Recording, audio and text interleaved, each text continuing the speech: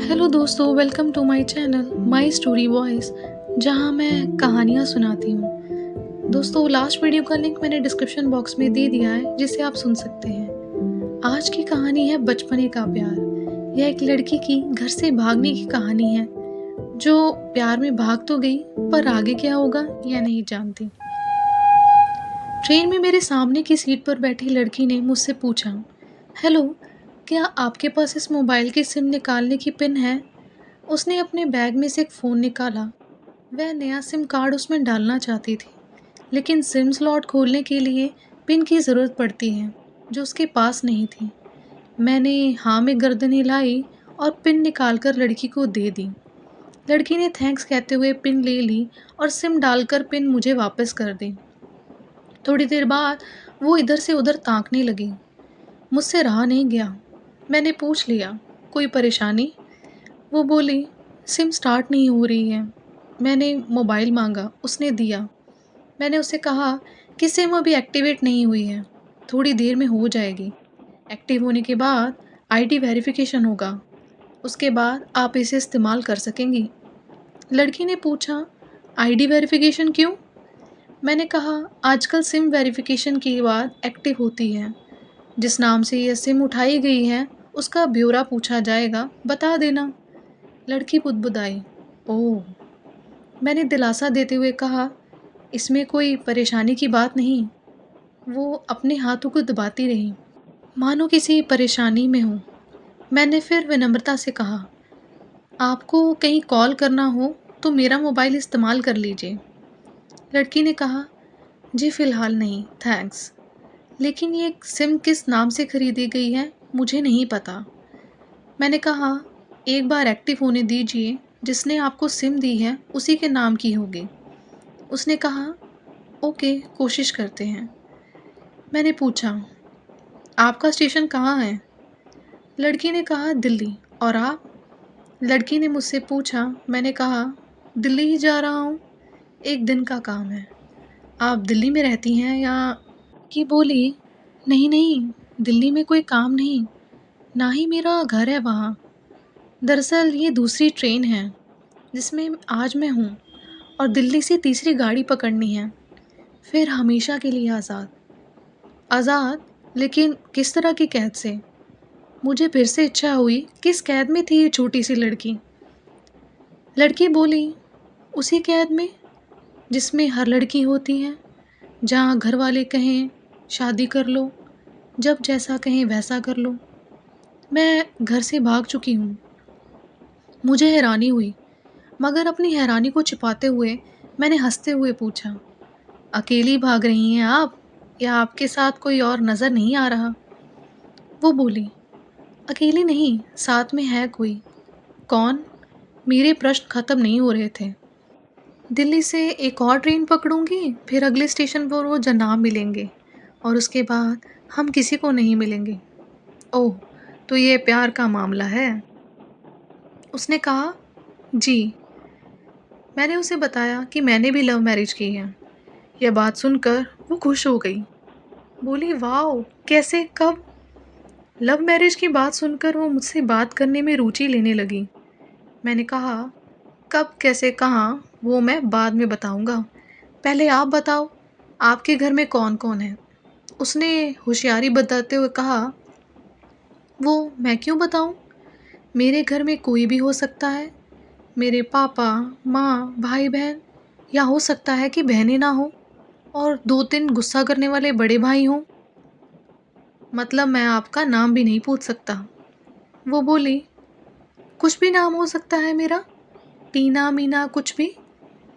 बहुत बातूनी लड़की थी वो। थोड़ी इधर उधर की बातें करने के बाद उसने मुझे टॉफ़ी दी, जैसे छोटे बच्चे देते हैं क्लास में। बोली, आज मेरा बर्थडे है। मैंने उसकी हथेली से टॉफ़ी उठाते हुए बधाई दी और पूछा, कितने साल की हो गई हो? वो बोली, 18। मतलब भागकर शादी करने की कानूनी उम्र हो गई है आपकी। वो हंसी। कुछ ही देर में काफ़ी फ्रेंड हो चुके थे हम, जैसे बहुत पहले से जानते हो एक दूसरे को। मैंने उसे बताया कि मेरी उम्र 34 साल है, यानी 18 साल बड़ा हूँ तुमसे। उसने कहा, लग तो नहीं रहे हो। मैं मुस्कुरा दिया। मैंने उससे पूछा, तुम घर से भागकर आई हो, तुम्हारे चेहरे पर डर ज़रा भी नहीं है। इतनी बेफ़िक्र मैंने लड़की पहली बार देखी है। खुद की तारीफ़ सुनकर वो खुश हुई। बोली, मुझे उन जनाब ने, मेरे लवर ने पहले से ही समझा दिया था कि जब घर से निकलो तो बिल्कुल बिंदास रहना। घर वालों के बारे में बिल्कुल मत सोचना। बिल्कुल अपना मूड ख़राब मत करना। सिर्फ़ मेरे और हम दोनों के बारे में सोचना। मैं वही कर रही हूँ। मैंने कहा, उसने तुम्हें मुझ जैसे अनजान मुसाफिर से दूर रहने की सलाह नहीं दी? उसने हंसकर जवाब दिया, नहीं, शायद वो भूल गया होगा ये बताना। मैंने उसके प्रेमी की तारीफ करते हुए कहा, वैसे तुम्हारा बॉयफ्रेंड काफ़ी टैलेंटेड है। उसने किस तरह से तुम्हें अकेले घर से रवाना किया, नई सिम और मोबाइल दिया, तीन ट्रेन बदलाई ताकि कोई ट्रैक ना कर सके। Very talented person. लड़की ने हामी भरी। बोली, बहुत टैलेंटेड तो है वो, उसके जैसा कोई नहीं। मैंने उसे बताया कि मेरी शादी को 10 साल हुए हैं। एक बेटी है 8 साल की और एक बेटा है 1 साल का। यह देखो उनकी तस्वीर। मेरे फ़ोन पर बच्चों की तस्वीर देखकर उसके मुंह से निकला, सो क्यूट। मैंने उसे बताया, ये जब पैदा हुई तब मैं दुबई में था। एक पेट्रो कंपनी में बहुत अच्छी जॉब थी मेरी, बहुत अच्छी सैलरी थी। फिर कुछ महीने बाद मैंने वो जॉब छोड़ दी और अपने ही कस्बे में काम करने लगा। लड़की ने पूछा, जॉब क्यों छोड़ी? मैंने कहा, बच्ची को पहली बार गोद में उठाया तो ऐसा लगा जैसे मेरी पूरी दुनिया मेरे हाथों में है। 1 महीने की छुट्टी पर घर आया था, वापस जाना था, लेकिन जा ना सका। इधर बच्ची का बचपन खर्च होता रहे, उधर मैं पूरी दुनिया कमा लूँ, तब भी घाटे का सौदा है। मेरी 2 टके की नौकरी, उसका लाखों का बचपन। उसने पूछा, क्या बीवी बच्चों के साथ लेकर नहीं जा सकते थे वहाँ? मैंने कहा, काफ़ी तामझाम था, एक लंबे समय के बाद रख सकते थे। उस वक्त मैं मुमकिन नहीं था। मुझे दोनों में से एक को चुनना था, आलीशान रहन-सहन के साथ नौकरी या परिवार। मैंने परिवार चुना, अपनी बेटी को बड़ा होते देखने के लिए। मैं दुबई वापस गया था, लेकिन इस्तीफ़ा देकर लौट आया। लड़की ने कहा, वेरी इम्प्रेसिव। मैं मुस्कुराकर खिड़की तरफ देखने लगा। लड़की ने पूछा, अच्छा, आपने तो लव मैरिज की थी ना? फिर आप भागकर कहाँ गए? कैसे रहे और कैसे गुज़ारा वो वक़्त? उसके हर सवाल और हर बात में मुझे महसूस हो रहा था कि लड़की लड़कपन में शिखर पर है, बिल्कुल नासमझ और मासूम छोटी बहन सी। मैंने उसे बताया कि हमने भागकर शादी नहीं की और यह भी कि उसके पापा ने मुझे पहली नज़र में ही सख्ती से रिजेक्ट कर दिया था। उन्होंने आपको रिजेक्ट क्यों किया? लड़की ने पूछा। रिजेक्ट करने का कुछ भी कारण हो सकता है, मेरी जाति, मेरा घर या मेरा काम या मेरा घर परिवार। बिल्कुल सही, लड़की ने कहा और आगे पूछा, फिर आपने क्या किया? मैंने कहा, मैंने कुछ नहीं किया। उसके पिता ने रिजेक्ट कर दिया, वहीं से मैंने अपने बारे में अलग से सोचना शुरू कर दिया था। अंजलि ने मुझे कहा भी था, भाग चलते हैं। मेरी वाइफ़ का नाम अंजलि है। मैंने मना कर दिया। वो 2 दिन तक लगातार ज़ोर देती रही कि भाग चलते हैं। मैं मना करता रहा। मैंने उसे समझाया कि भागने वाले जोड़े में लड़के की इज़्ज़त पर कोई ख़ास फ़र्क नहीं पड़ता, जबकि लड़की के पूरे घर की इज़्ज़त चली जाती है। भागने वाला लड़का उसके दोस्तों में हीरो माना जाता है, लेकिन इसके विपरीत जो लड़की प्रेमी संग भाग रही है, वो गलत कहलाती है। मोहल्ले के लड़के उसे चालू कहते हैं। बुराइयों के तमाम शब्द लड़की के लिए इस्तेमाल किए जाते हैं। भागने वाली लड़की आगे चलकर 70 साल की वृद्धा भी हो जाएगी ना, तब भी जवानी में किए इस बात पर कलंक उसके माथे से नहीं मिटता। मैं मानता हूँ कि लड़का लड़की के प्रति यह दो तरफ़ा सोच गलत है, लेकिन हमारे समाज में है तो यही।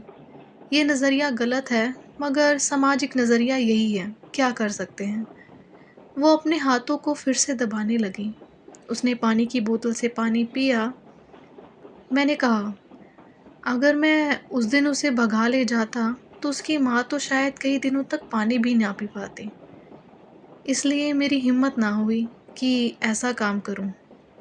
मैं जिससे प्रेम करूं उसके माँ बाप मेरे माँ बाप के समान ही हैं, चाहे शादी हो या ना हो। कुछ पल के लिए वो सोच में पड़ गई लड़की, लेकिन मेरे बारे में और अधिक जानना चाहती थी। उसने पूछा, फिर आपकी शादी कैसे हुई? मैंने बताया, अंजलि की सगाई कहीं और कर दी गई थी। धीरे धीरे सब कुछ नॉर्मल होने लगा था। अंजलि और उसके मंगेतर की बातें भी होने लगी थी फ़ोन पर। लेकिन जैसे जैसे शादी नज़दीक आने लगी, उन लोगों की डिमांड बढ़ने लगी। डिमांड मतलब? लड़की ने पूछा। डिमांड का एक ही मतलब होता है, दहेज की डिमांड। परिवार में सबको सोने से बने तोहफे दो, दूल्हे को लग्जरी कार चाहिए, सास और ननद को नेकलेस दो, वगैरह वगैरह। बोले हमारे यहाँ रीत है। लड़का भी इस रीत की तरफ ही था। वो सगाई मैंने तुड़वा डाली। इसलिए नहीं कि सिर्फ मेरी शादी उससे हो जाए, बल्कि ऐसे लालची लोगों में अंजलि कभी खुश नहीं रह सकती थी, ना उसका परिवार। फिर किसी तरह घर वालों को समझा बुझा कर मैं फ्रंट पर आ गया और हमारी शादी हो गई। यह सब किस्मत की बात थी। लड़की बोली, चलो अच्छा हुआ आप मिल गए, वरना वो गलत लोगों में फंस जाती। मैंने कहा, ज़रूरी नहीं कि माता पिता का फैसला हमेशा सही हो, और ये भी ज़रूरी नहीं कि प्रेमी जोड़ी की पसंद भी सही हो। दोनों में से कोई भी गलत या सही हो सकता है। काम की बात यहाँ यह है कि कौन ज़्यादा वफादार है। लड़की ने फिर से पानी का घूंट लिया और मैंने भी। लड़की ने तर्क दिया, हमारा फैसला गलत हो जाए तो कोई बात नहीं, पर घर वालों को पछतावा नहीं होना चाहिए। मैंने कहा, फैसला ऐसा हो जो दोनों का हो। बच्चों और माता पिता दोनों की सहमति वो सबसे सही है। बुरा मत मानना, मैं कहना चाहूँगा कि तुम्हारा फैसला तुम दोनों का है, जिसमें तुम्हारे पेरेंट्स शामिल नहीं हैं, ना ही तुम्हें प्यार का असली मतलब पता है अभी। उसने पूछा, क्या है प्यार का सही अर्थ? मैंने कहा, तुम प्यार में हो, तुम अपना सब कुछ छोड़कर चली आई, यह सच्चा प्यार है। तुमने दिमाग पर जोर नहीं दिया, यह प्यार है। फ़ायदा नुकसान नहीं सोचा, यह प्यार है। तुम्हारा दिमाग दुनियादारी से बिल्कुल परे था। उस जगह में प्यार का फितूर भर दिया गया। पर जिस लड़के ने प्यार को भरा, क्या वो प्यार में है या नहीं? यानी तुम जिसके साथ जा रही हो वो प्यार में नहीं, बल्कि होशियारी और हीरोगिरी में है। जो प्यार में होता है वो इतनी प्लानिंग नहीं कर पाता, 3 ट्रेनें नहीं बदलवाता, उसका दिमाग इतना काम ही नहीं कर पाता। कोई कहे मैं आशिक हूँ और शातिर भी, यह नामुमकिन है। मजनू इश्क में पागल हो गया था, लोग पत्थर मारते थे उसे। इश्क में उसकी पहचान तक मिट गई। उसे दुनिया मजनू के नाम से जानती है, जबकि उसका असली नाम कैस था, जो नहीं इस्तेमाल किया जाता। वो शातिर होता तो कैस के मजनू ना बन पाता। फरहाद ने श्री के लिए पहाड़ों को खोदकर नहर निकाल डाली थी, और उसी नहर में उसका लहू बहा था। वो प्यार था। प्यार में कोई फ़कीर हो गया, कोई जोगी हो गया। किसी माझी ने पहाड़ तोड़कर रास्ता निकाल लिया। किसी ने ज़्यादा दिमाग नहीं लगाया, चालाकी नहीं की। लालच, हवस और हासिल करने का नाम प्यार नहीं है। प्यार साथी का सम्मान करने को कहते हैं। पर तुम्हारे साथी ने नहीं सोचा कि इससे तुम्हारी कितनी बदनामी होगी। यह सब सुनकर लड़की अचानक खो सी गई। उसका हंसी भरा चेहरा एकदम से खामोशी में बदल गया। मुझे लगा मैं कुछ ज़्यादा बोल गया। फिर भी मैंने जारी रखा।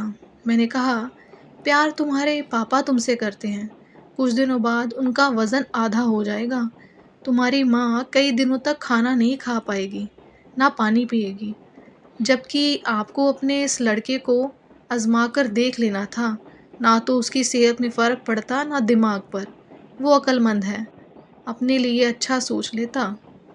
आजकल गली मोहल्ले के हर तीसरे लौंडे लपाटे को जो प्यार हो जाता है, वो प्यार नहीं है।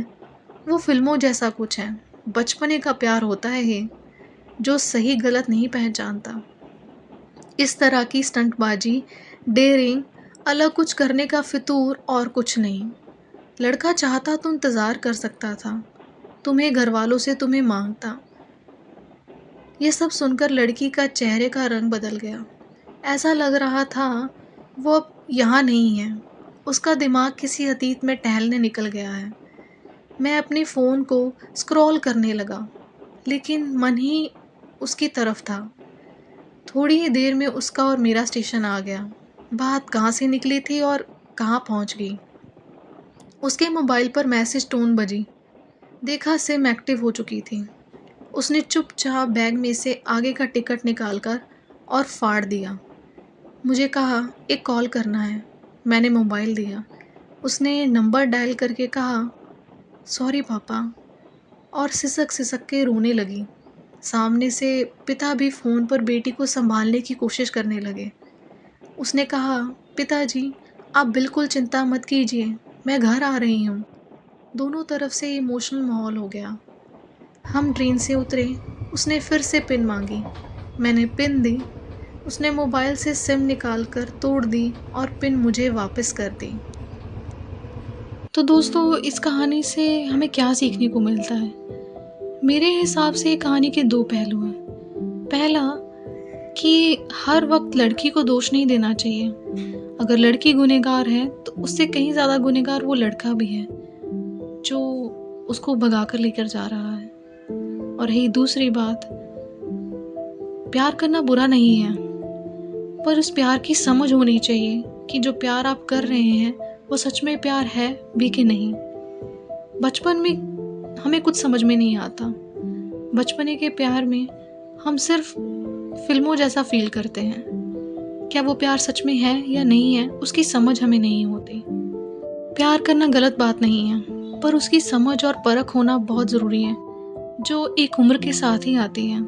तो अगर आप किसी को पसंद करते भी हैं तो उसको समय दें और ये जान लें कि जो सामने वाला है क्या वो भी आपसे उतना ही प्यार करता है, उतना ही सम्मान करता है और आपकी फैमिली को भी अपनी फैमिली जैसा मानता है कि नहीं मानता है।